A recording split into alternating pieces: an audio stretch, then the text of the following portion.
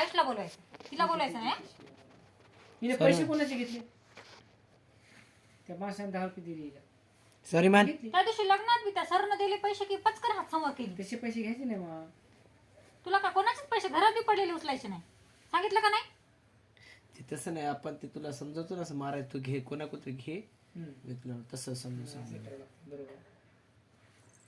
तेव्हा मग ती पैसे टाकली. बरं घाल कपडे बाहेर फुलतात. सॉरी तर कशीच म्हणणार झाली. लय मुजरपणा करायची, मन मला तरी म्हणणार झाली. कशीच ही गोष्ट खरी मग कशी सॉरी सॉरी मान. हातपाय बांधून गेटच्या बाहेर सोडून बघ. त्या खरजुल्या कुत्र्यासमोर झोपू घालते तर रात्री तुला बघी. त्या पोलीस स्टेशनच्या बाईजो सॉरी मान. त्या आयुष्या डोक्यात त्या दिवशी मारली ते पोरगं रडायले आणि त्याला सॉरी म्हणलं म्हणलीच नाही शेवटी.